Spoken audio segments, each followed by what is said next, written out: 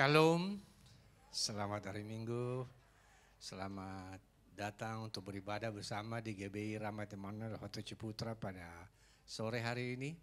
Kita akan segera memulai ibadah kita dan untuk itu kami undang Bapak Ibu dan Saudara sekalian untuk bangkit berdiri.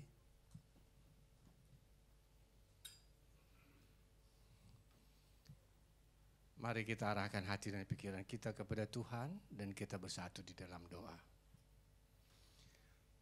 Segala hormat dan puji syukur kami panjatkan bagimu Bapa, Tuhan yang kami kenal, kami sembah di dalam nama Yesus Kristus. Sungguh besar kasih setiamu Bapa, Engkau yang telah datang ke dalam dunia ini untuk menyelamatkan kami dari hukuman dosa. Engkau yang telah menganugerahkan kepada kami Roh-Mu yang kudus untuk menolong kami dalam berbagai kelemahan kami, mengingatkan kami akan firman-Mu, bahkan memampukan kami hidup sesuai dengan firman-Mu. Terima kasih Bapa. Demikian juga Bapa, kami bersyukur dan berterima kasih. Sepanjang minggu yang telah berlalu Engkau telah menyertai kami, melindungi kami, bahkan memberkati kami. Engkau telah menolong kami dalam berbagai persoalan dan pergumulan hidup kami. Dan Engkau juga menganugerahkan sukacita, damai, sejahtera yang datang kepadamu, datang daripadamu di dalam hati kami. Terima kasih Bapa. Ini kami anak-anak-Mu, kami datang ke hadirat-Mu pada sore hari ini. Kami hendak bersyukur, kami hendak berterima kasih atas segala kebaikan-Mu. Kami juga ingin mendengarkan kebenaran firman-Mu Bapa yang menguatkan iman kami. Kami membuka hati kami seluas-luasnya bagi kebenaran firman-Mu yang dia sampaikan oleh hamba-Mu Pendeta Pengki Andu. Kami berdoa, berkati hamba-Mu, urapi hamba-Mu dengan urapan yang baru, sehingga melalui bibir mulutnya kami boleh mendengarkan isi hati-Mu yang hendak Kau sampaikan bagi kami.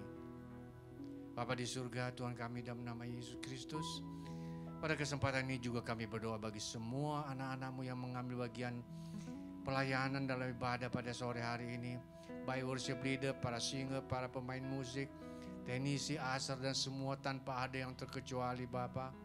Sucikan kami, layakkan kami untuk melayani Engkau, dan mampukan kami untuk melakukan yang terbaik hanya untuk hormat dan kemuliaan bagi nama-Mu saja. Beracaralah Bapa. Kami serahkan ibadah kami ini dari awal, pertengahan hingga pada akhirnya hanya ke dalam tangan-Mu.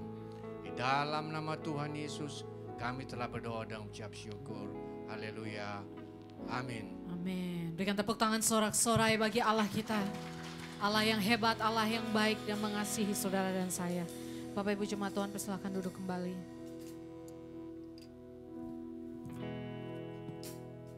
Kita mau persiapkan hati kita untuk menyembah Tuhan sore hari ini.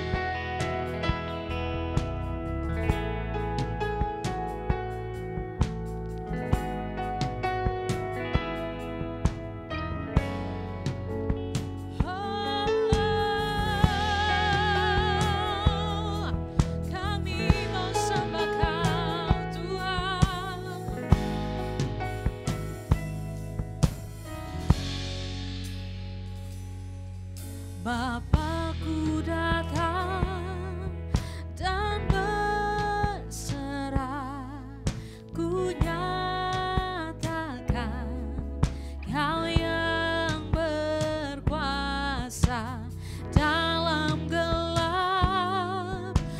Kau setia, Kau cahaya hidupku.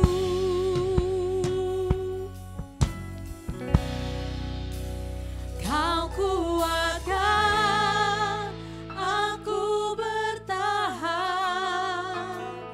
Kau harapan dalam kesesakan. Kau buktikan kesetiaan-Mu Tuhan, Engkau Allah Immanuel.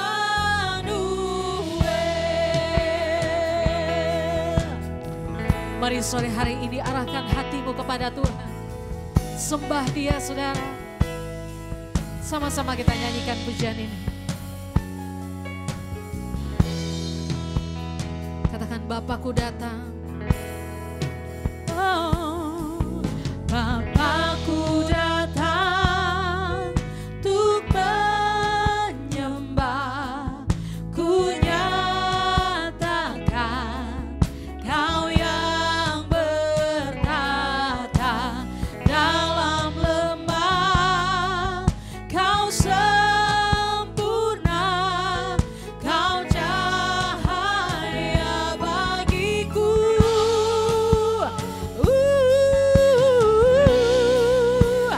Kau kuatkan aku bertahan, Kau harapan dalam kesesakan. Kau buktikan kesetiaan-Mu Tuhan, Engkau Allah Immanuel. Katakan, Kau kuatkan, Kau kuatkan aku bertahan. Kaulah sumber pengharapan kami Tuhan. Di dalam kesesakan kami mau mencari Tuhan. Karena kami tahu Engkau sumber kekuatan dan kehidupan kami, Bapa. Engkau Allah Immanuel. Mari lebih lagi sembah Tuhan. Come on. Kau kuatkan aku bertahan, Kau harapan di dalam kesesakan. Kau buktikan kesetiaan-Mu Tuhan, Engkau Allah Immanuel. Saudara yang percaya, mari angkat tangan bersama-sama katakan, Immanuel, Immanuel, Engkau beserta. Immanuel, Immanuel, Immanuel, Engkau Allah besertaku. Sekali lagi dengan segenap hatimu katakan, Immanuel, Immanuel,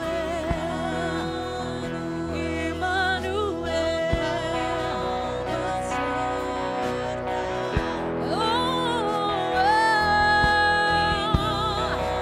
terima kasih Tuhan untuk penyertaan-Mu. Engkau Allah Immanuel. Yes. Oh, Kau kuatkan aku bertahan, Kau harapan di dalam. Kau buktikan kesetiaan-Mu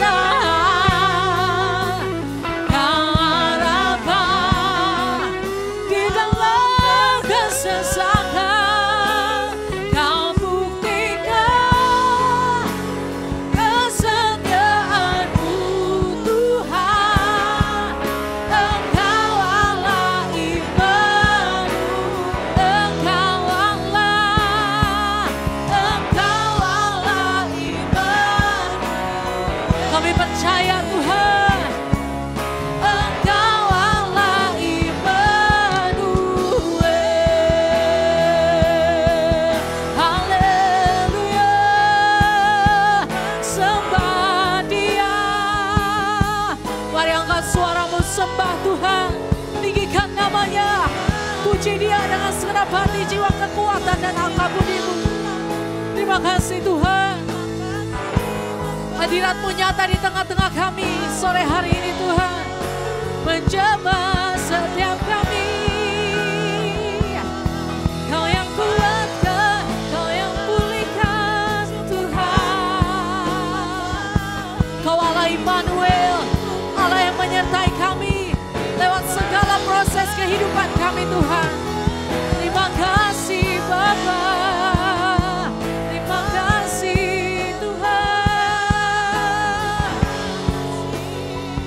Haleluya, haleluya. Yang terbaik bagi kami ada di dalam hadirat-Mu Tuhan. Bapak, sebelum kami mengistirahatkan tubuh sebentar malam, kami berterima kasih untuk sehari ini kami boleh mengalami berbagai macam peristiwa. Dan itu mengajar kami untuk dewasa. Tapi di tempat ini kami akan menerima pengarahan, solusi-solusi mungkin yang gak pernah kami pikirkan. Biarlah Roh Kudus mengantar kami kepada pengertian yang lebih baik, hidup yang lebih baik. Kami siap untuk mendengar firman-Mu, dan doa ini kami minta di dalam nama Bapa, Putra dan Roh Kudus, di dalam nama Tuhan Yesus Kristus. Amin. Silakan duduk. Selamat hari Minggu, selamat beribadah. Saudara, sebelum saya berangkat ke Jakarta, cucu saya perempuan satu-satunya ngomong gini, "Opa, bisa nggak beliin tas seperti ini?" Loh, kamu kok tahu? Ya teman saya beli di Jakarta katanya. Murah Opa, cuma 80.000. Tapi dia nggak mikir saya berangkat ke Jakarta memang nggak pakai duit. Tapi maklumlah anak kecil. Akhirnya malam minggu saya ke Taman Anggrek. Dapat itu tas lucu, saudara, murah. Tapi yang saya ceritakan bukan tas ini. Saudara tahu Taman Anggrek yang sebelah depan ada pilar-pilar gede yang mengkilat? Nah, saya dari situ mau jalan ke Central Park. Waktu saya melewati itu ada seorang pria yang usianya sekitar 30-35 tahun. Dia ngomong begini, "Om," saya nengok kan, "Om bisa kasih saya kerjaan?" Saya kaget kan. Dia nggak minta duit loh. Cuma dia ngomong, "Om bisa kasih saya kerjaan?" Ya saya cuma kasih salam, saya senyum, saya lanjut. Tapi 30 meter dari situ belum sampai di dekat sungai itu, hati saya gelisah. Saya balik, saudara. Saya temuin pemuda ini. "Mas, emangnya kenapa Mas?" Setelah kenalan, dia berasal dari Jawa Tengah. "Saya baru di PHK Om. Saya nggak minta duit, tapi saya minta kerjaan." Setelah saya ngomong, dan kemudian berpisah. Di kantong saya sisa 250, maunya makan tadi. Akhirnya saya berbagi, saya kasih cepek. Dia, "Terima kasih Om, saya malu, saya nggak mau ini, saya mau kerja." Dan saya sudah beberapa kali melihat fenomena seperti ini. Tahun 23 sudah pasti krisis, saudara. Menteri, TV, pemerintah sudah mengutarakan. Dan saya sudah 2 kali bercerita, 2023 kita akan mengalami kayak krisis pandemi, tapi nggak pakai virus, ya. Saya berpikir kita harus siap dengan uang tunai. Ya, tapi saya UMR gimana? Wah, saya kalau suruh mikir gitu, Pecah kepala saya, saudara. Ya, tapi pokoknya saya sudah kasih gambaran. Hidup ini seperti roller coaster. Siapa di sini pernah naik roller coaster? Segini banyaknya cuma 2 orang. Surabaya nggak ada roller coaster, saudara. Tapi saya pernah naik, cukup sekali. Mumet kepala saya, Bu. Sebetulnya Anda naik roller coaster itu mau apa? Ini yang saya pertanyakan. Cukup mahal kan tiketnya? Sebetulnya Anda cuma membeli ketegangan, ketakutan, teriakan, plus kengerian kan? Bahagianya sedikit, Bu. Goblok kan orang-orang ini? Ya termasuk saya. Sebetulnya Anda cuma memberi ketakutan, ketegangan. Kenapa harus dibeli? Tapi namanya pengalaman lah, supaya saya juga nggak kuper kalau ditanya orang, oke?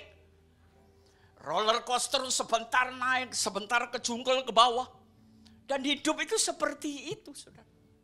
Kalau apes itu coaster terlepas, saudara. Ya, hidup seperti itu. Dengan jeritan ketakutan hari esok, kekhawatiran, ya kan? Tapi Anda harus membayar untuk menjalani hidup ini.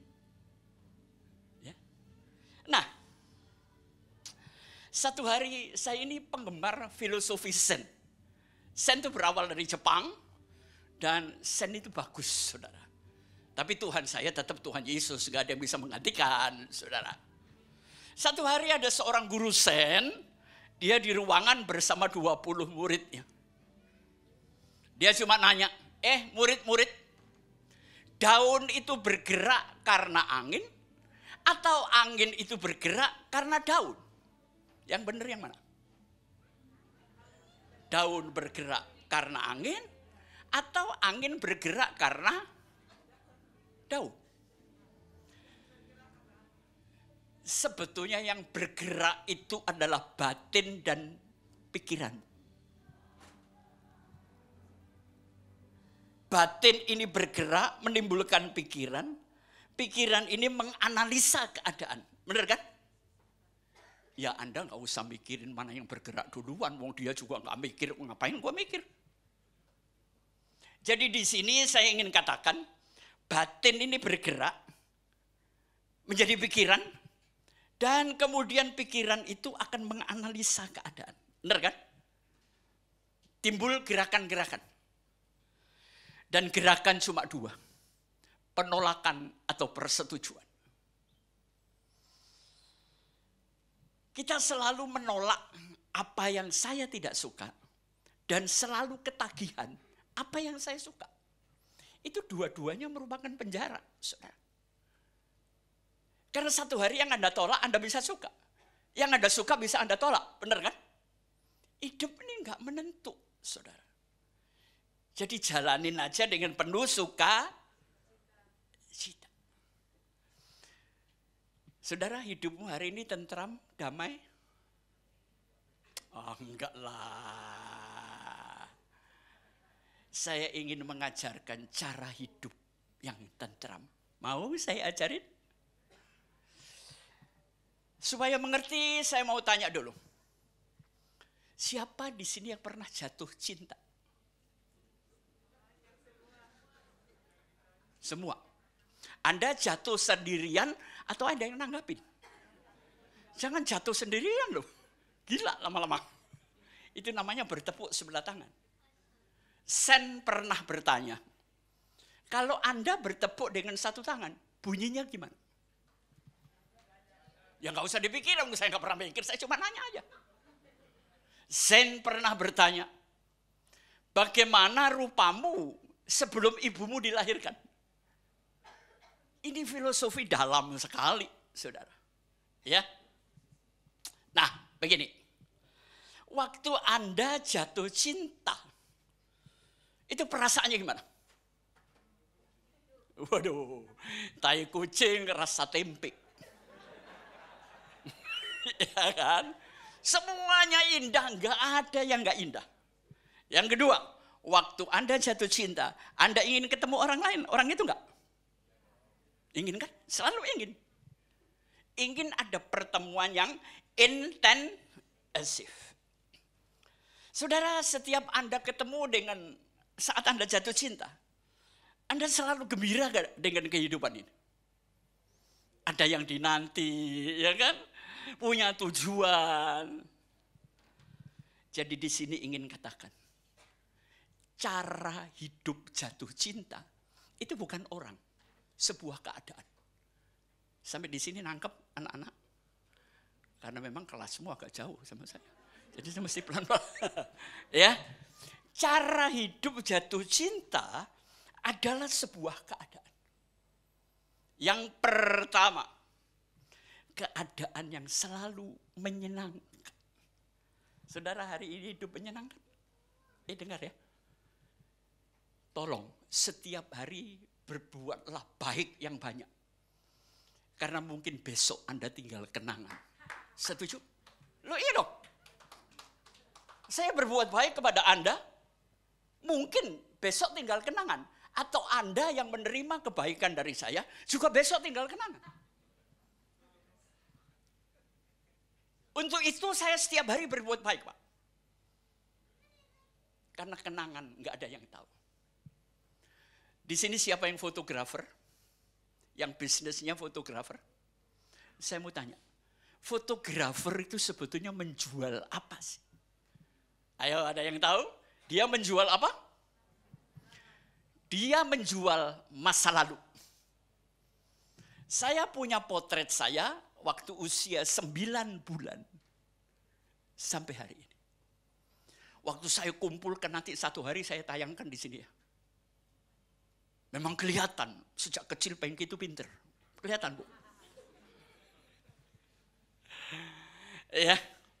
Jadi fotografer adalah menjual masa lagu-lagu nostalgia, menjual kemarin. Jadi sebenarnya semua bisa dijual. Jualan itu adalah kehidupan yang menyenangkan. Jadi yang pertama, gaya hidup atau cara hidup jatuh cinta, itu dia akan hidup dalam satu keadaan yang selalu bergairah dan menyenangkan. Yang kedua, orang yang punya cara hidup dalam keadaan jatuh cinta, dia selalu ingin ketemu dengan orang lain. Amin. Dia tidak mengurung dirinya. Dan yang ketiga, orang yang hidup dalam keadaan jatuh cinta, bukan objeknya ya, tapi keadaannya. Orang itu selalu merayakan hidupnya dengan sukacita setiap hari. Kenapa enggak dicoba? Mau mencoba? Ini enggak pernah diajarkan, saya nemukan sendiri, Bu. Oh ya benar ya, hidup dengan cara jatuh cinta. Ini mulai saya terapkan beberapa bulan yang lalu. Ya, hidup selalu bergairah, hidup selalu bertemu dengan orang lain, hidup selalu dirayakan dengan ucapan syukur. Itu hidup yang menghasilkan rasa tentram dan damai. Contohnya, burung bercinta dengan udara. Benar kan? Ikan bercinta dengan air. Dia ikan nggak bisa hidup tanpa air, saudara. Burung tidak bisa hidup tanpa udara. Manusia tidak bisa hidup kalau tidak bersama firman-Nya. Karena Anda diciptakan dari roh Tuhan. Miliki hubungan yang intensif. Sering ketemu Tuhan. Ya. Dia gimana ketemunya nggak tahulah masing-masing. Lewat doa, lewat semuanya. Kedua, hidup dengan cara jatuh cinta. Berarti kita saling membutuhkan. Saudara kalau jatuh cinta nggak ketemu seminggu gimana? Nggak bisa kan? Kita ingin selalu ketemu. Ketemu dengan Tuhan. Ketemu dengan sesama. Yang dibutuhkan waktu Anda mencintai orang lain, duitnya apa orangnya? Saudara? Ayo. Coba cewek-cewek ini. Oh, salah satu, Lid. Nggak bisa. Mana? Anda gini. Suami pulang nggak bawa duit, atau suami nggak pulang-pulang tapi duitnya datang terus? Ayo, milih. Yang mana? Duit datang terus walaupun suamimu nggak pulang ya. Dari dulu gua kenal lu mater, Lid. Ya yang penting suami pulang bawa duit lah. Ibu-ibu, kalau suamimu pulang bawa duit, sering ngomong terima kasih? Ayo ngaku. Coba siapa bapak-bapak yang kalau ngasih duit setiap bulan, istrinya ngomong terima kasih? Iduh, salah kawin lu bro. Gimana sih? Ibu-ibu tolong hargai suamimu. Jadi kalau dia terima gaji dikasih, ngomong, matur nuwun mas, kami siako. Thank you brother, kan gitu kan. Jangan terima amplop dibuka. Segini lagi John. Gua cekik gua punya istri gitu. Berapapun hasilnya, hiduplah dalam keadaan jatuh cinta. Syukuri. Udah tak ajarin ya, hidup tentram dan damai. Ini ilmu saya temukan dari Tuhan. Oh gitu Tuhan. Terima kasih. Ya, baik. Hari ini kita akan bicara tentang merajut kehidupan. Kita bangkit berdiri.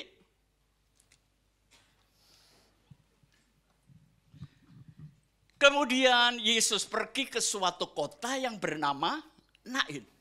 Murid-muridnya pergi bersama-sama dengan dia. Dan juga orang banyak menyertainya berbondong-bondong. Setelah ia dekat pintu gerbang kota, saudara taruh di memori Anda ya. Pintu gerbang kota. Ada orang mati diusung keluar, anak laki-laki, anak tunggal, waduh Alkitab menyebutkan detailnya kuat sekali. Dan ibunya yang sudah janda. Dan banyak orang di kota itu menyertai janda itu. Dan ketika Tuhan melihat janda itu, tergeraklah hatinya oleh belas kasihan. Lalu ia berkata kepadanya, jangan menangis. Sambil menghampiri usungan itu, ia menyentuhnya. Dan sedang para pengurus berhenti, ia berkata, hai anak muda, aku berkata kepadamu, bangkitlah. Maka bangunlah orang itu dan duduk dan mulai berkata-kata. Dan Yesus menyerahkannya kepada ibunya. Semua orang itu ketakutan dan mereka memuliakan Allah sambil berkata, seorang nabi besar telah muncul di tengah-tengah kita dan Allah telah melawat umatnya.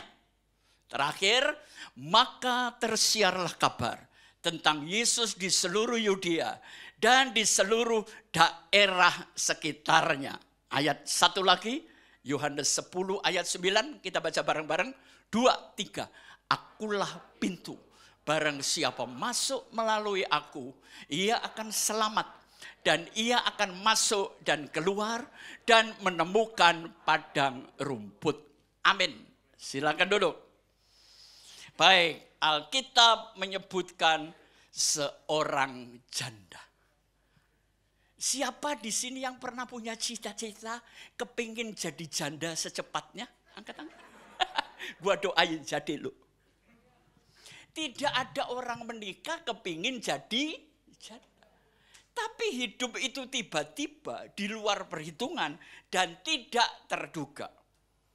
Pertama, dia kehilangan suaminya. Berarti dia kehilangan tiang ekonomi. Makanya ibu-ibu, dari dulu saya ngomong, persiapkan hidupmu. Kalau satu saat nanti suamimu dipanggil Tuhan. Apa ibu siap melanjutkan beli susu anak? Menyekolahkan anak? Enggak main, oh kawin lagi. Gampang mas, itu gatel namanya. Ya, saya orang yang punya perencanaan banyak. Gagal A, plan B, plan C. Jadi nasihat saya baik kan ibu-ibu. belajar bisnis, belajar punya usaha. Jadi kalau ditinggal, ya sudah. Anda mampu melanjutkan ekonomi. Benar kan? Jadi dia kehilangan tiang ekonomi. Tapi dia masih punya persediaan. Putranya yang tunggal. Berarti ekonomi masih tenang kan? Ada putranya yang melanjutkan. Tapi dia kehilangan kedua kalinya. Ekonomi putranya selesai karena dia mati. Saudara pernah merasa kehilangan? Kehilangan 2 kali. Enggak main-main. Jadi janda itu enak enggak sih? Sini siapa yang janda, Bu? Enggak ada ya. Saya sebulan 1 kali mengadakan acara di band cafe MGK, ya, 1 cafe. Judulnya DNG Night. Dan itu ramai yang datang, Bu. Apa Pak Pengki? Duda dan janda. Loh, saya bikin acara itu sebulan sekali. Dan dikunjungi ramai oleh janda dan duda. Loh Pak Pengki kok bisa punya acara itu, awalnya gimana? Saya ini orangnya kan sering survei, nongkrong kanan kiri ke teman-teman, ya kan? Nah saya perhatikan di hotel, di mana. Anda perhatikan, perempuan stres cirinya apa? Dia ngerokok. Rokoknya masih panjang, dimatiin. Sebentar lagi dia ambil yang baru, dimatiin lagi. Itu ciri perempuan stres. Ya. Karena banyak yang saya temui itu, saya berpikir gimana caranya saya nolong mereka ya. Ntar kalau saya nolong pribadi, jadi follow me. Itu kan bahaya. Enggak jadi follow up, saudara. Follow me. Gue cari perkara itu. Enggak mau. Karena jumlah wanita dengan laki-laki ini 8:1. Jadi hati-hati. Suamimu kalau keluar kasih kelenengan, ibu-ibu. Dia mau lari pakai kasih kelenengan. Lu temen saya, suaminya bisa menghasilkan anak gara-gara lari Pak.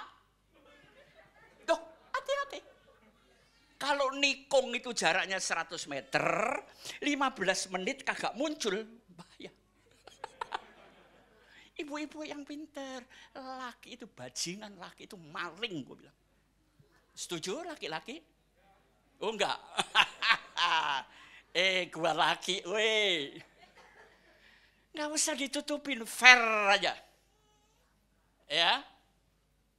Akhirnya saya bersama beberapa teman nyiapin dana bersama. Oke, kita garap acara ini.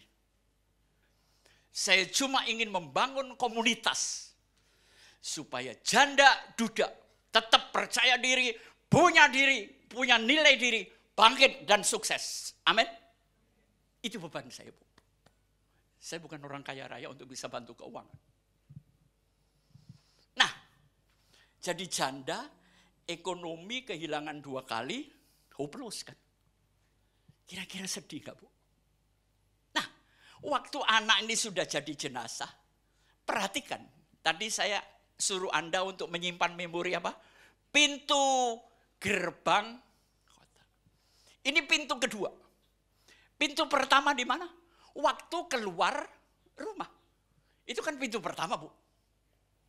Tapi dari keluar rumah menuju batas kota, dia harus keluar dari pintu gerbang kota. Ini pintu yang kedua. Sudah ngerti sampai sini anak-anak? Ya, dengerin. Waktu dia keluar pintu yang kedua, di situ terjadi perubahan. Dan di situ Yesus berbuat sesuatu. Kenapa Yesus tidak membangkitkan dia waktu keluar dari pintu rumah? Kenapa? Begini realitasnya ya. Keluar dari pintu rumah berarti kita keluar dari zona nyaman.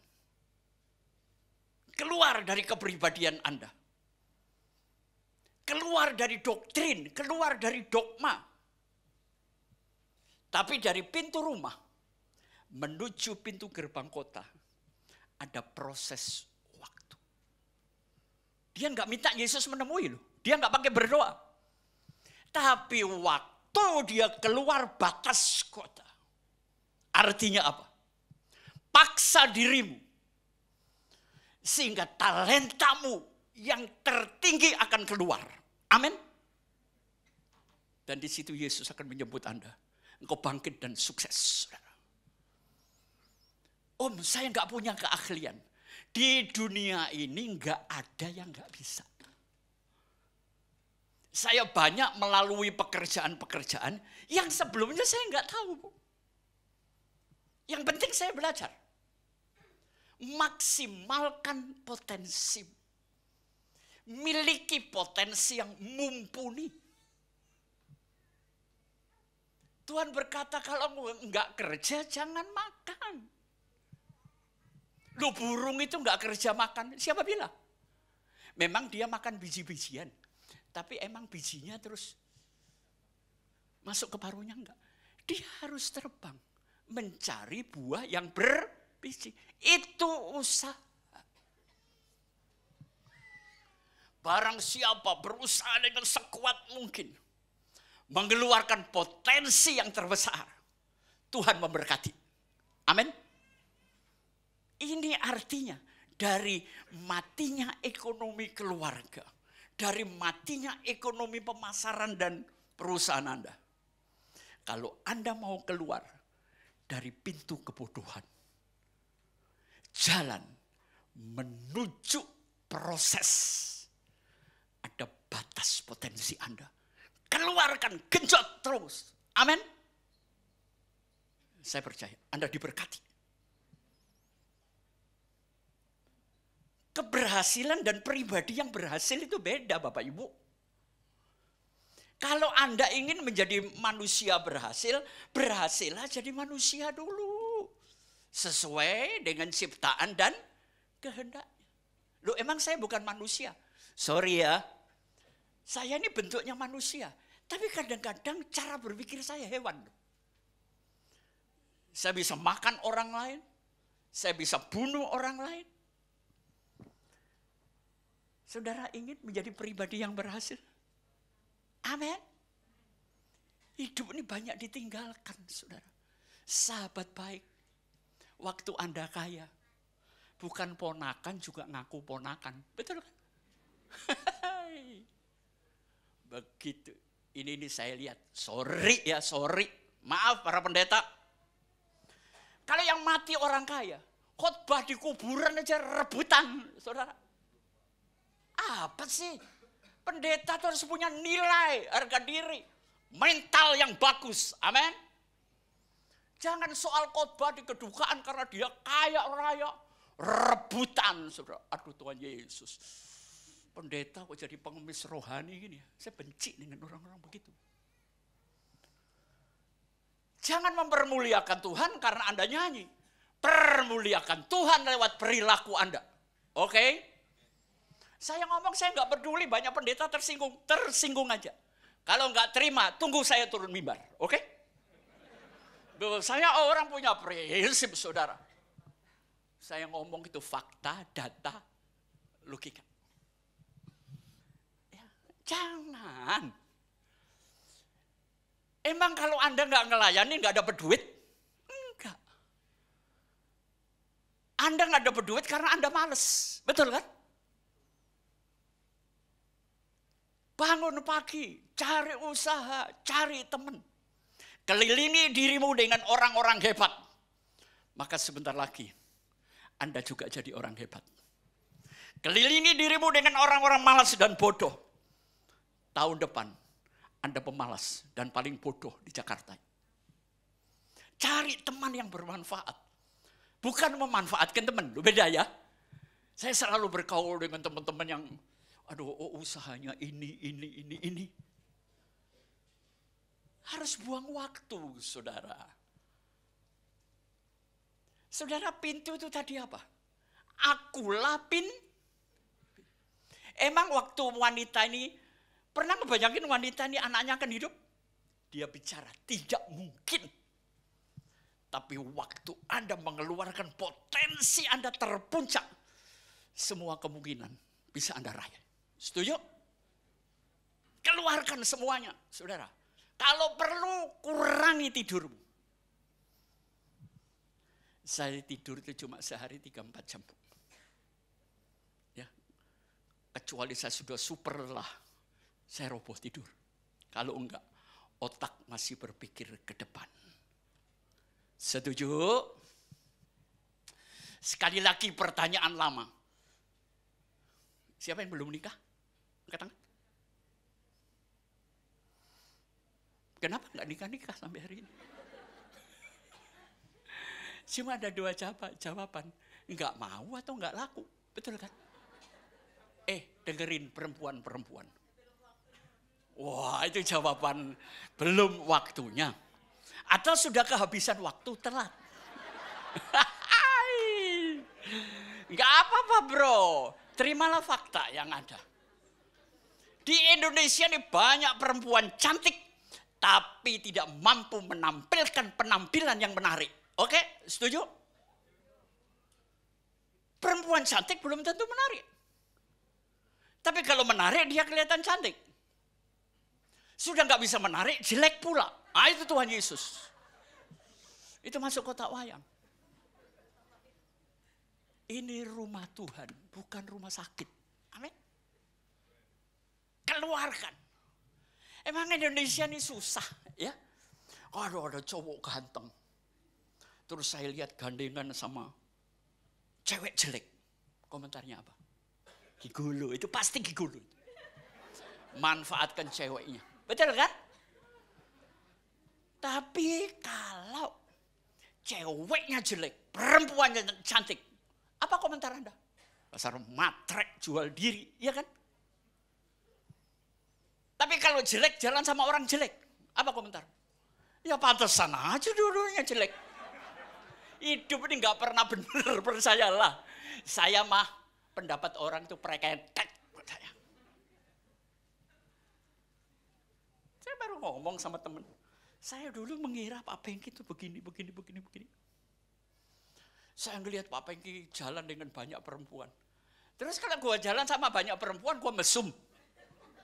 Entar dulu dong, otaknya jangan mesum. Amin. Saya merangkul semua orang untuk bersama-sama menjalani masa depan yang lebih baik. Ya, orang Yahudi kenapa hebat? Baca bukunya orang-orang Yahudi. Mereka punya kelompok-kelompok yang namanya mastermind. Ya, mastermind. Satu kelompok biasanya 12 orang.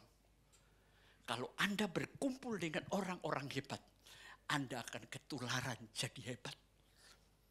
Tapi kalau Anda kumpul dengan orang yang suka foya-foya, hidupmu jadi pemalas dan foya-foya. Amin. Mau berubah?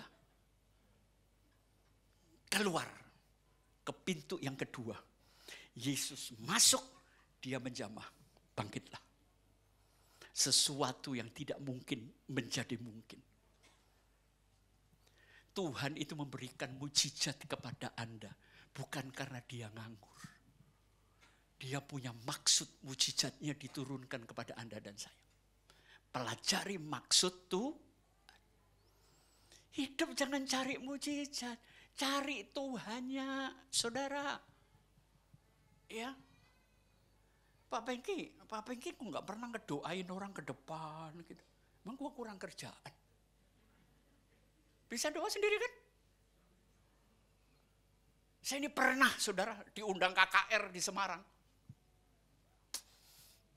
Setelah saya oke, saya bilang, saya cuma khotbah loh ya. Jangan ada roboh-robohan, dorong-dorongan, geblak-geblakan. Gue tinggal keluar.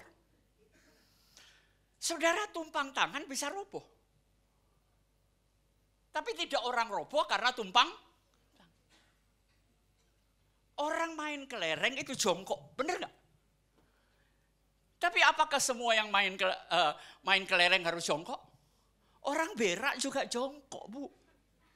Tapi tidak semua yang jongkok berak. Jangan bikin Roh Kudus itu rumusan. Dia punya otoritas. Kalau saya angkat tangan saudara roboh, mungkin juga bisa ngantuk. Ya kan?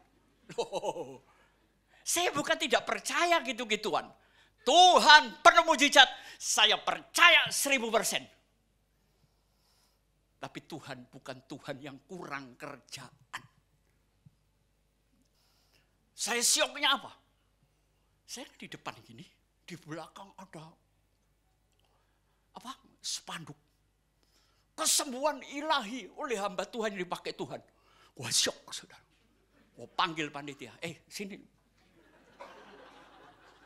Ngapain gua dimasukin acara begini? Kan ceritanya gua khotbah motivasi. Bener kan? Saya syok saudara. Karena banyak orang tak doain bukan sembuh, mati. Lu tanya teman-teman. Kalau keluargamu susah mati, panggil itu Pengki Andu. Mati nanti malam. Jadi saya ini ketakutan, saudara. Gue kok punya karunia kegelapan gitu. Sebetulnya enggak, wayahnya mati, bro. Ya. Terus saya ini sama-sama pendeta bule, saudara. Ada satu. Ya adalah pendeta bule ini aja nanti yang roboh-robohan. Bener, saudara. Dia altar call. Siapa yang ingin disembuhkan? Maju ke depan. Nah Tuhan, mati gua kali ini. Ya sudah, gua pura-pura nyembayangin aja. Saya kalau sembayang kan serius, saudara. Ini banyak jongkok-jongkok di depan. Gua tumpangin tangan aja. Begitu saya berdoa, saya kaget. Tangan saya ini ada yang ngangkat, saudara. Lah saya kan doanya merem. Saya pikir ini tangan Tuhan. Begitu saya melek. Jadi pendeta bule ini ngedoain sebelah, saya ngedoain ibu ini. Ibu ini nggak percaya kulit sawo mateng, Bu. Tangan saya dipindahin ke sebelah, tangan bulenya dipindahin ke kepala dia. Itu kan penghinaan, saudara. Tuhan kasih pengalaman saya. Itu bangsa kita sok bule-bulean. Sakit hati nggak kira-kira? Sakit hati saya digituin. Oh Tuhan, etan. Terus yang kedua, saya punya pengalaman. Waktu kita masih sama-sama Pak Konrad kan, dia ngundang pendeta negro gitu, sama gitu, yang di Robinson dulu. Saya sudah tahu, wah pendeta ini roboh-robohan dah. Saya udah ngeri yang gitu-gitu itu, saudara. Bener. Saya biasanya terus pura-pura kencing ke belakang. Nah kali itu saya lupa. Karena saya mikir sesuatu. Pak Supit sudah di atas manggil saya. Pak Pengki kesini. Oh Tuhan. Udah gak enak. Hati ini gelisah. Bener di depan, Bu. Pak Supit ditumpang tangan. Saya gak tahu kalau dia roboh, saudara. Saya pikir dia sudah turun. Begitu saya, bos saya roboh. Wah, begitu giliran saya bikin stand, saudara. Robohin gua bule kalau lu bisa. Robohin saya. Bukan saya saya ini kepingin roboh, tapi nggak roboh-roboh dari dulu. Begitu tumpang tangan, Pak Supit geblak. Saya sendirian nggak roboh-roboh. Saudara tahu komentar jemaat, itu pendeta keras hati. Gua gondol, gua nggak keras hati. Sekarang coba saudara berdiri gini, kaki rapat gini. Saya sendal duk, gubrek. Emang setelah roboh, what next? Setelah roboh Anda sukacita? Setelah roboh ekonomimu baik? Yang jelas kepalamu benjut, bro. Waduh, banyak pengalaman saya. Saya kesel, saya tertawa. Tapi oke Tuhan, kamsia. Ya. Itulah pengalaman saya. Jadi pelajaran. Keluar dari pintu keangkuhan. Keluar dari pintu yang menyebabkan engkau ego. Itu pintu pertama, pintu kepribadian. Terus berproses sampai di batas kota, itulah pintu potensi maksimal yang harus Anda keluarkan. Dan Tuhan masuk lewat pintu itu. Terjadilah mujizat. Amin. Ya, jangan pernah takut ditinggalkan. Tuhan memelihara Anda. Udah, khotbah saya selesai. Gak usah panjang-panjang. Udah hampir jam 6, Bu. Saya lapar juga. Ya, mari supaya lebih jelas saya antar Anda lewat hipno audio visual. Ini bukan multimedia. Enak kan lagunya? Saya kalau di rumah kerjaan saya, makanya saya hobi sound system. Sambil dengar musik-musik lembut, saya membaca, saya bisa berdoa. Lagunya Elvis, Till We Meet Again. Indah, saudara. Jemaat itu kurang apa sih sama saya? Tak khotbahin gak lama, penuh pemahaman, dikasih lagu enak. Iya kan? Jangan tidur, Dodol.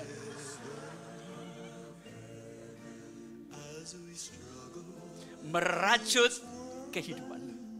Hidup ini cuma potongan-potongan. Sukses atau tidaknya menjadi sebuah baju. Ada caramu merajut.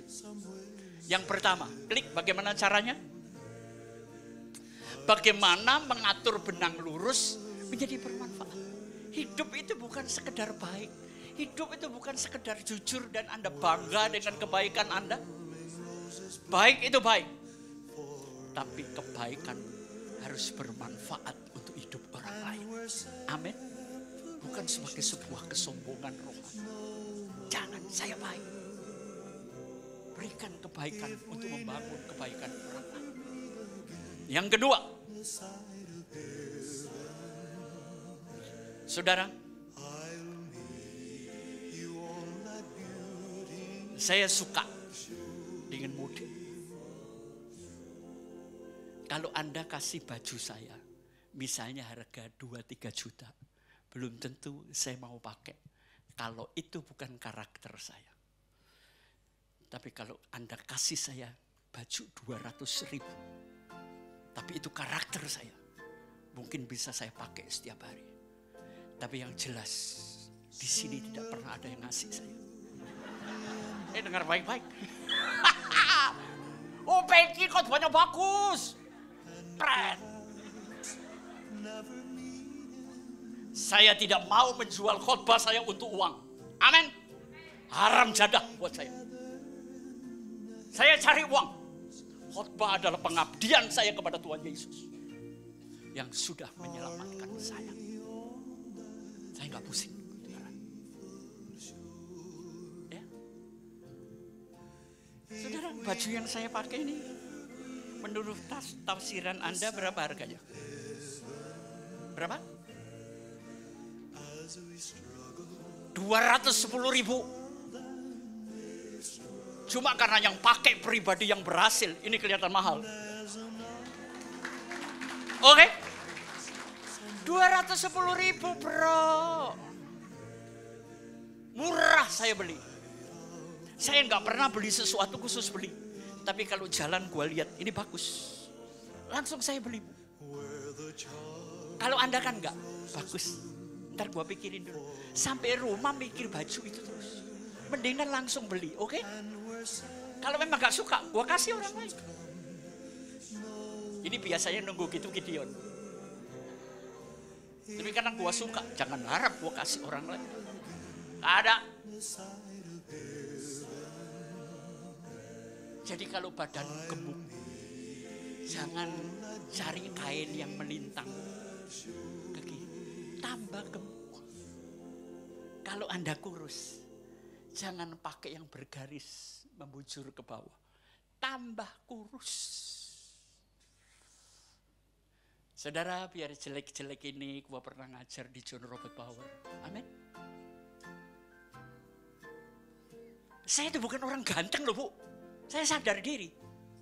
Tapi semua orang bilang, Pak Pengki itu enak dan good looking. Oke? Lu yang bener aja. Saya jelek, saudara. Jadi Anda harus tahu kelemahan Anda dan kekuatan Anda. Komposisi warna ini adalah menandakan prioritas Anda. Ini orang-orang yang suka punya pribadi yang cerah. Hidup itu ditentukan oleh prioritas. Oke, naik lagi klik. Mengaitkan benang yang satu dengan yang lain. Setiap orang harus punya keahlian. Mama saya dulu hobinya merajut. Saya dibikinin jaket, ya, dan itu indah. Rajut potongan kehidupan. Warna gelap, warna putih, warna cerah. Tunggu hasilnya. Nanti Tuhan memberkati Anda. Oke, kita naik lagi klik satu. Tidak semua orang memiliki keahlian merajut. Nah kalau saudara nggak punya keahlian merajut, Anda akan selalu bertemu dengan kata gagal. Hidup ini harus dimulai dengan kegagalan, bukan langsung keberhasilan. Minggu kemarin saya ngajar apa? Berpikirlah seperti black box pesawat terbang. Renungkan kegagalan Anda, catat secara detail, pelajari. Setiap pesawat jatuh, pesawat selanjutnya akan lebih baik. Pakai cara berpikir kotak hitam atau black box. Ya, nah kalau saudara tidak punya keahlian, belajar gitu loh, jangan males. Oke, kita naik satu lagi. Nah, lagunya terusin bro. Apa yang harus saudara rajut?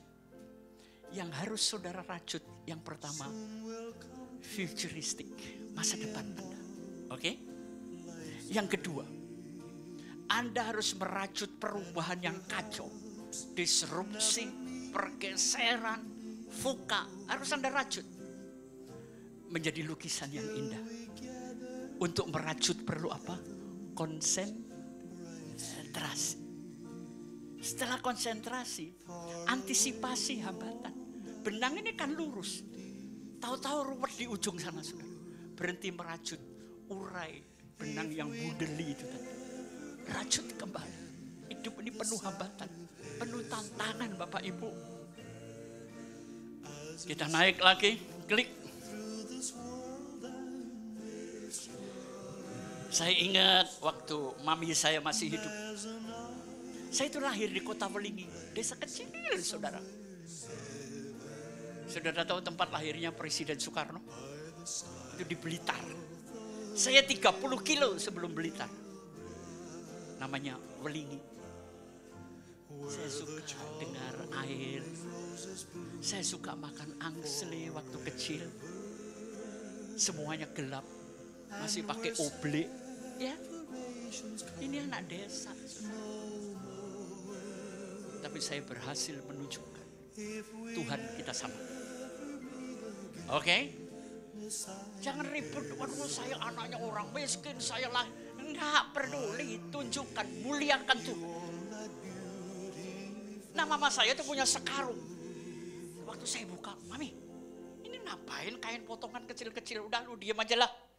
Ternyata saya baru tahu.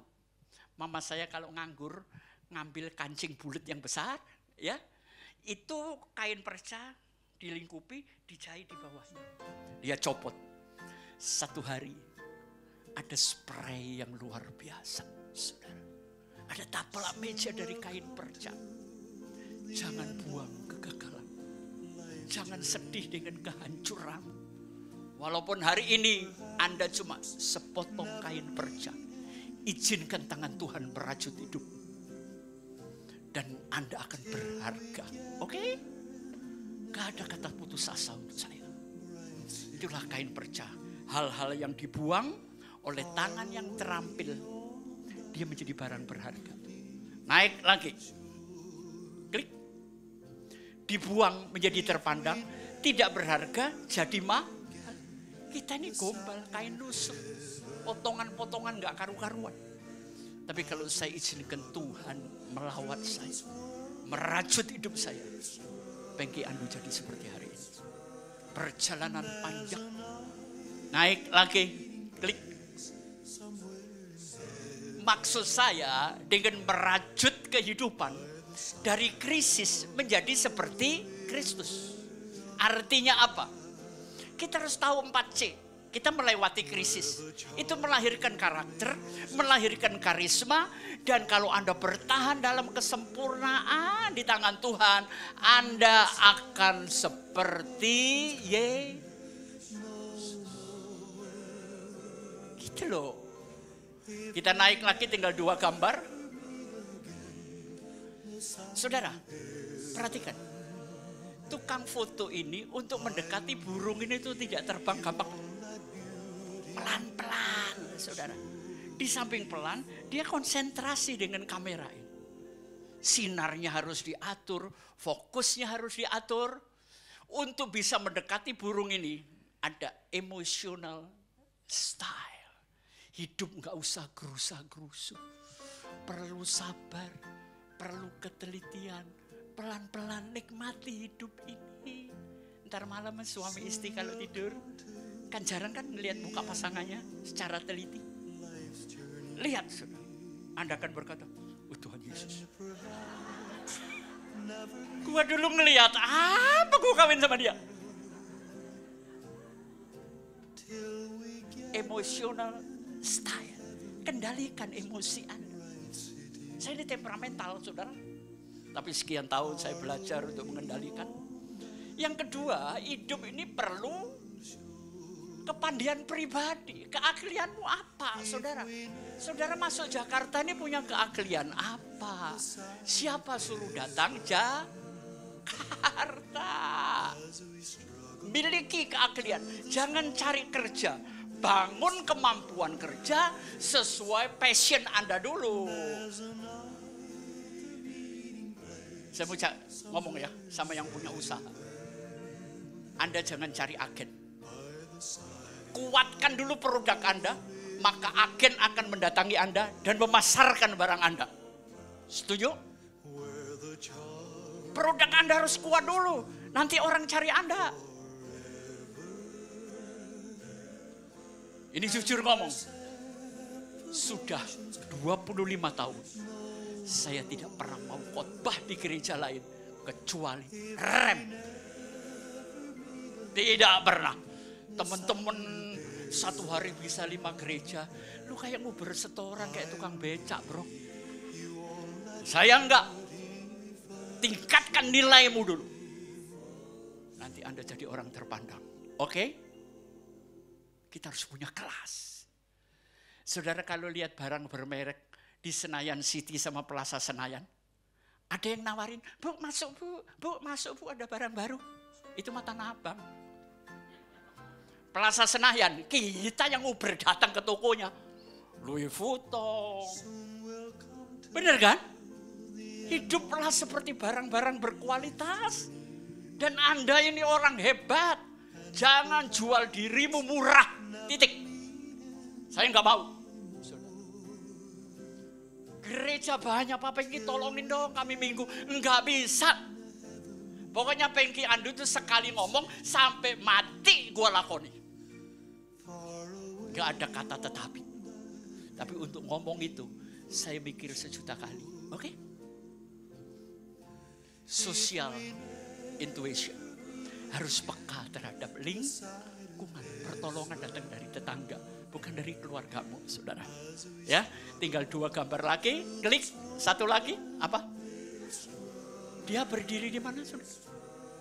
Dia berdiri kayak di atas awan. Apa dia kesepian? Enggak. Dia tetap gembira, resilience, kegembiraan. Walaupun sendiri, you are not alone. Tuhan menyertai Anda. Ya, saudara mau sembunyi mana dari Tuhan? Sembunyi di gudang? Terus kepala ditutupin bantal?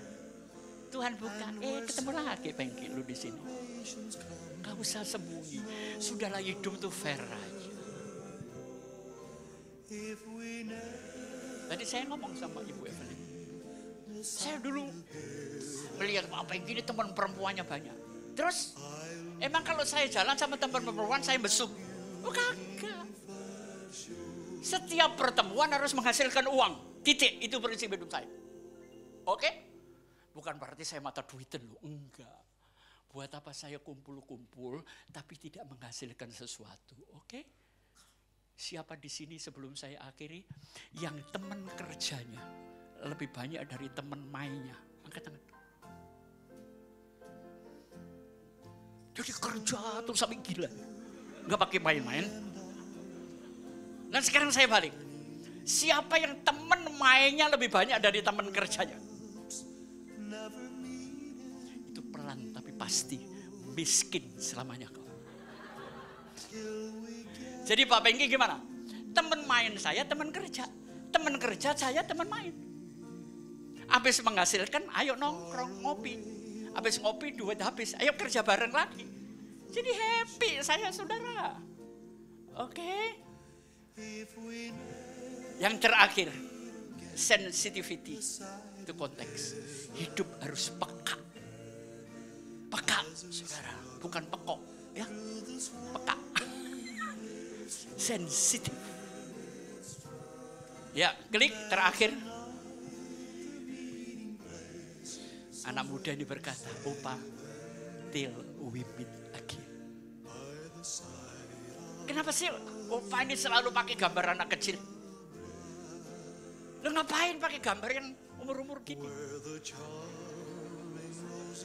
Saya mencintai anak-anak kecil.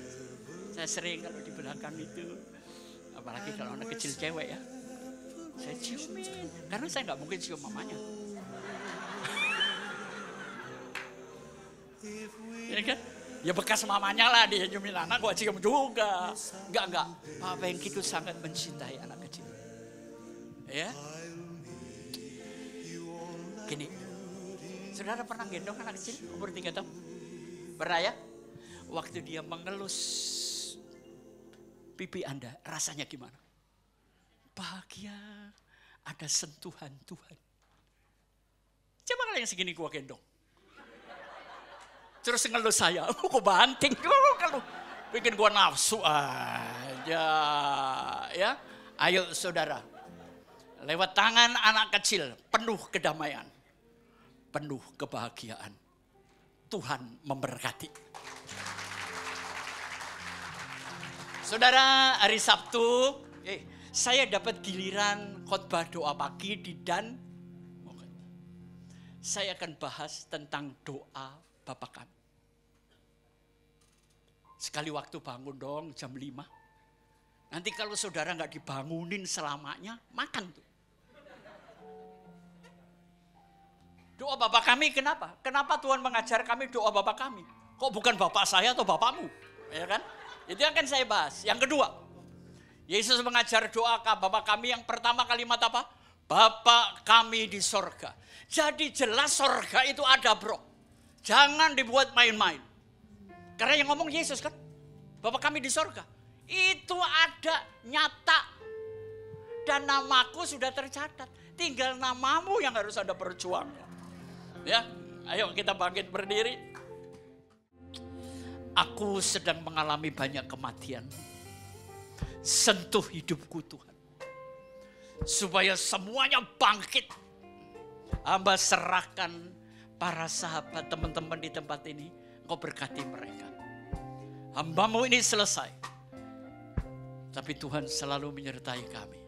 Hari ini sampai selama-lamanya. Amin. Saudara diberkati? Amin. Oke, silakan duduk. Jadi tanggal 29 di Dan Mokot ya. Karena saya tidak pernah mengulangi khotbah saya untuk 2 kali. Jadi temukan berkat ini. Tuhan memberkati. Terima kasih banyak Pastor Pengki Andu. Saudara ini berkati, boleh berikan tepuk tangan sekali lagi. Haleluya, Tuhan Yesus memberkati Pengki dan juga kita semua di tempat ini. Amin. Dan saat ini kita akan memberikan persembahan. Mau berdoa buat persembahan bagi jemaat Tuhan yang belum mendapatkan amplop, boleh mengangkat tangan. Buat Bapak Ibu yang belum mendapatkan amplop. Oke.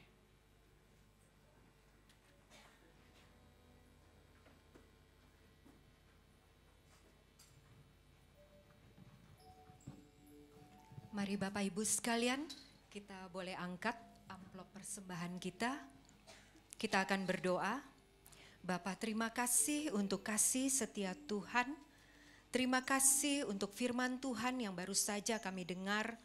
Terima kasih Tuhan, Engkau telah mengajar kami. Engkau telah menegur kami lewat firman-Mu. Ajar kami Tuhan untuk selalu taat dan setia menjadi pelaku-pelaku firman-Mu. Tuhan, kiranya Engkau memberkati Pastor Pengki Andu, berkati pelayanannya, berkati keluarganya, berkati kesehatannya, beri dia juga hikmat yang lebih lagi Tuhan, agar banyak jiwa-jiwa yang boleh diselamatkan lewat pelayanannya.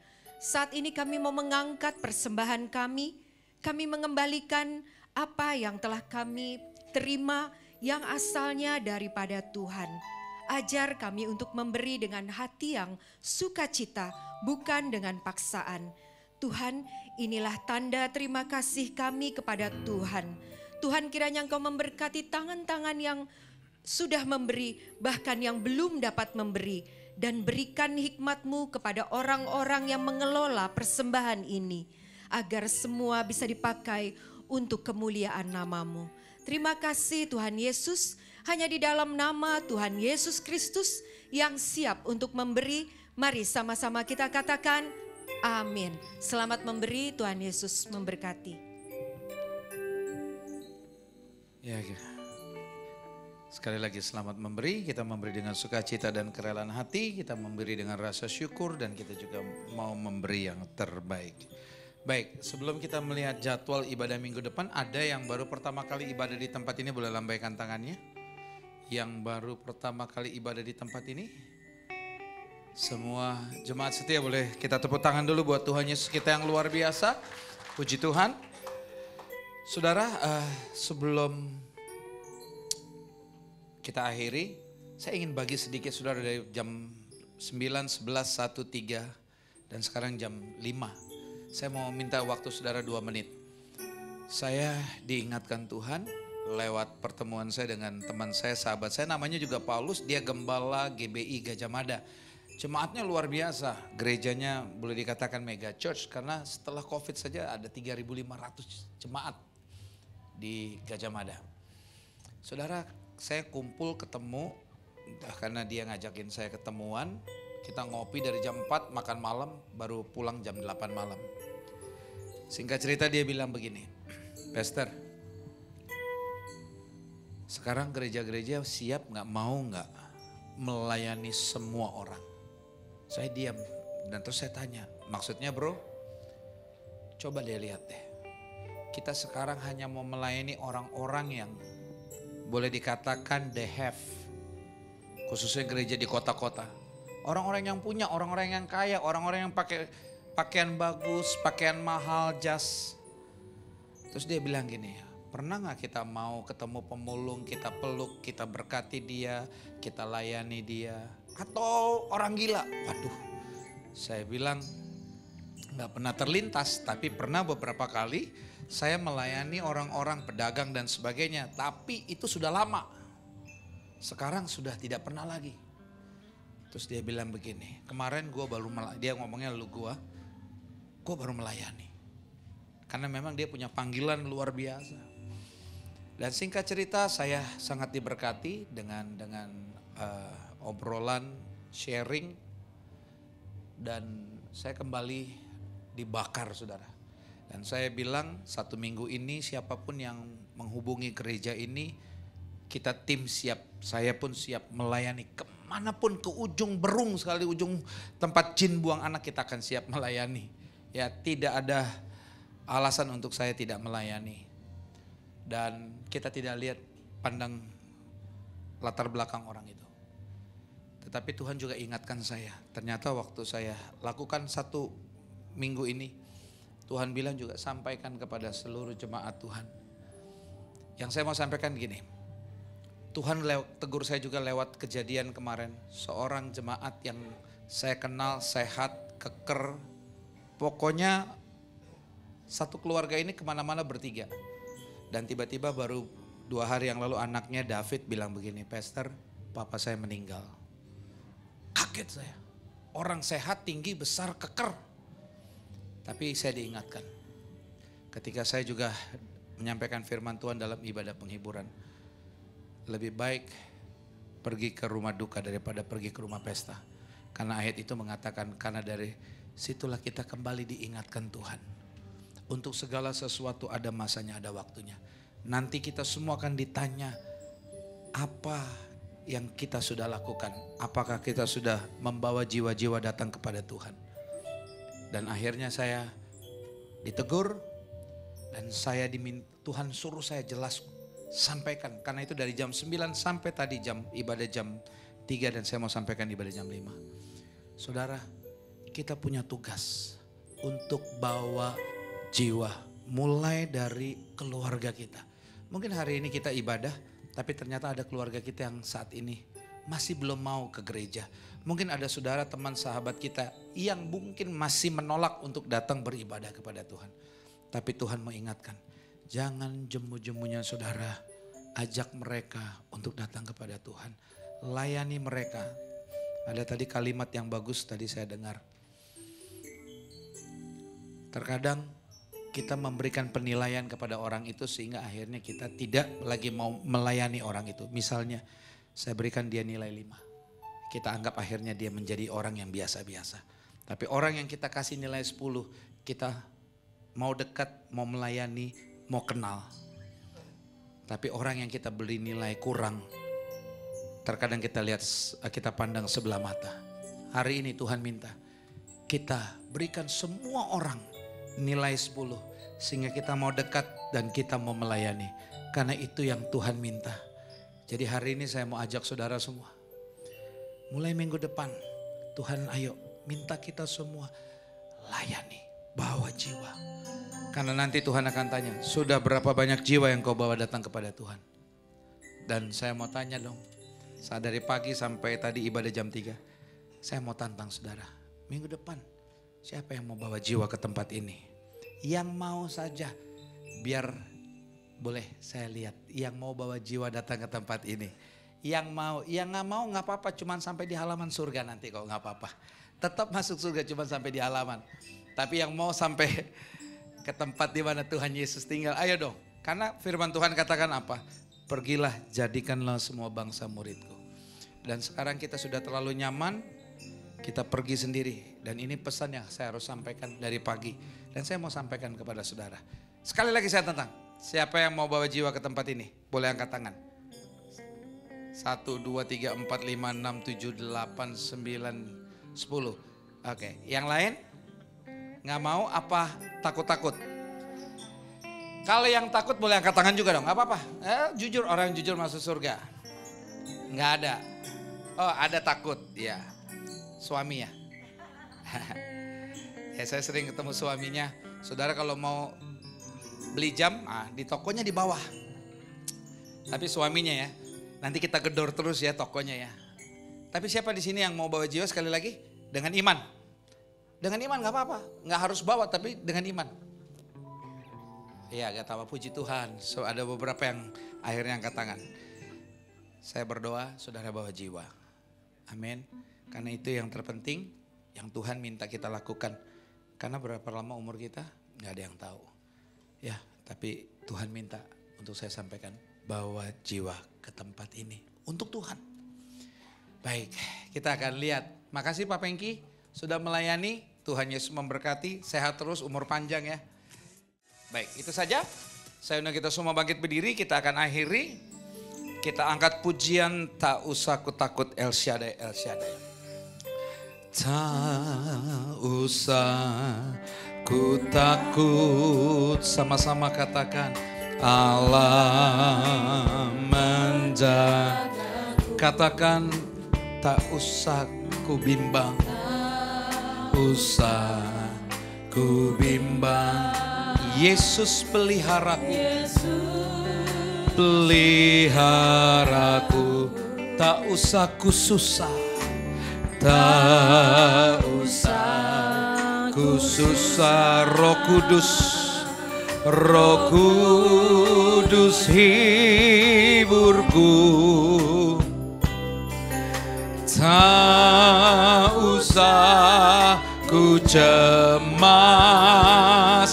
Dia memberkatiku. Katakan El Shaddai. Oh El Shaddai, Allah Maha Kuasa. Dia besar, Dia besar, El Shaddai mulia, El Shaddai. Oh El Shaddai, Allah Maha Kuasa. Berkatnya melimpah, El Shaddai. Katakan berkatnya melimpah, berkatnya melimpah,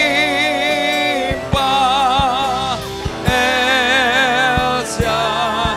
Sekali lagi dengan iman katakan berkatnya melimpah, berkatnya melimpah,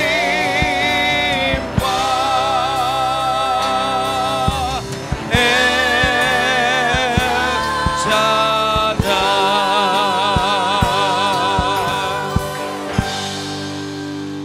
Bapa kami yang di surga, terima kasih. Mari saudara, sebelum kita akhiri, kalau saudara ada di antara saudara yang mempunyai pergumulan masalah, Tuhan ingatkan saya, ayo bawa masalah pergumulan kita dan letakkan di kaki Tuhan. Dia hanyalah sejauh doa, dan firman Tuhan katakan mintalah maka akan diberikan kepadamu. Dia maha tahu, dia tahu persis pergumulan saudara dan saya. Tapi hari ini Tuhan minta untuk saudara berdoa. Sebagai bukti kita mau mengandalkan Tuhan dan kita percaya bagi Dia tidak ada yang mustahil. Mari saudara yang dikasih Tuhan, 1-2 menit letakkan tangan kiri di dada dan angkat tangan kanan tinggi di atas kepala. Saudara berdoa, serahkan pergumulan masalah saudara sebelum kita meninggalkan tempat ini, sebelum kita keluar dari ruangan ini. Bawa dalam doa dengan iman percaya. Saudara berdoa dan izinkan kuasa Tuhan bekerja. Mujizat terjadi di tempat ini dalam hidup saudara. Terima kasih Tuhan. Terima kasih. Dia hanyalah sejauh doa.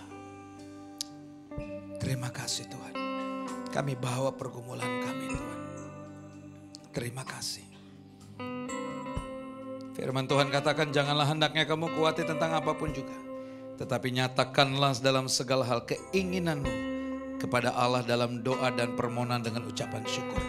Berdoa untuk pergumulan saudara. Saudara yang harus berdoa. Setelah itu mari kita berdoa bersama-sama. Bapa terima kasih. Kami sudah bawa pergumulan masalah kami. Dan kami letakkan di kaki Tuhan pada sore hari ini. Kami meletakkan tangan kiri di dada karena bukti kami percaya. Bagi Tuhan tidak ada yang mustahil. Dan kami mengangkat tangan kanan kami tinggi di atas kepala karena kami tahu waktu kami mengangkat tangan, Tuhan pasti turun tangan. Dan Tuhan berkati kami semua. Yang sakit disembuhkan, terikat dilepaskan, lemah dikuatkan. Yang punya masalah, Tuhan berikan jalan keluar. Tuhan berikan kemenangan. Mujizat terjadi dalam nama Tuhan Yesus. Tuhan berkati kami semua yang punya pergumulan, punya masalah. Dalam nama Tuhan Yesus. Turunkan tangan kita. Bapak terima kasih untuk ibadah di tempat ini. Kami sehati juga berdoa untuk hambamu Pastor Pengki Andu. Tuhan berkati hambamu, kesehatannya, keluarganya, pelayanannya. Bahkan kami berdoa, Tuhan pakai hambamu lebih dan lebih lagi. Berikan umur panjang Tuhan. Berkati hambamu Pastor Pengki Andu. Seluruh pelayan-pelayan Tuhan yang melayani dalam ibadah yang terakhir di tempat ini, Tuhan Yesus berkati. Ikat kami dengan tali kasih-Mu sehingga kami selalu sehati kompak melayani Tuhan di tempat ini. Dan jeripaya kami dalam Tuhan tidak sia-sia. Dan kami berdoa, Tuhan pakai hidup kami lebih lagi Tuhan. Berkati umat-Mu di tempat ini, pribadi lepas pribadi, keluarga lepas keluarga. Jadikan jemaat Tuhan di tempat ini jemaat yang kuat, jemaat yang tangguh, jemaat yang selalu hidupnya menyenangkan hati Tuhan, memuliakan Tuhan sampai selama-lamanya. Tuhan berkati umat-Mu, berkati gereja Tuhan di tempat ini. Kerinduan kami untuk memiliki tempat ibadah yang tetap sehingga kami tidak perlu pindah sana pindah sini Tuhan. Tuhan tolong dan berkati pemilik hotel ini. Tuhan berkati. Dan kami berdoa untuk kota Jakarta, kami berdoa untuk Indonesia, kami berdoa untuk para pemimpin bangsa ini. Semuanya Tuhan Yesus juga berkati. Tiba saatnya kami akan akhiri, kami mau pulang. Kami arahkan mata hati kami dan mengangkat kedua belah tangan kami tinggi di atas kepala untuk kami menerima berkat. Diberkatilah keluar masukmu, diberkatilah kesehatanmu, diberkatilah keluarga besarmu, diberkatilah studi pekerjaan, usaha, toko dan keuanganmu. Apapun yang kau kerjakan di sisa tahun ini, Tuhan tetap membuatnya berhasil. Kau naik bukannya turun, menjadi kepala bukan ekor. Kemanapun kakimu melangkah, berkat Tuhan menyertai. Dan apapun yang kau minta kepada Bapa yang baik tetap dan terus memberikan yang terbaik. Sekarang terimalah berkat-berkat yang luar biasa ini daripada Allah Bapa, cinta kasih yang sempurna dari Tuhan kita Yesus Kristus, persekutuan dengan Roh Kudus yang menuntun, memimpin, menyertai kita mulai saat ini sampai dengan selama-lamanya. Kita yang diberkati, mari sama-sama katakan amin. Tuhan Yesus memberkati. Selamat hari Minggu, sampai kita ketemu minggu depan. El Shaddai.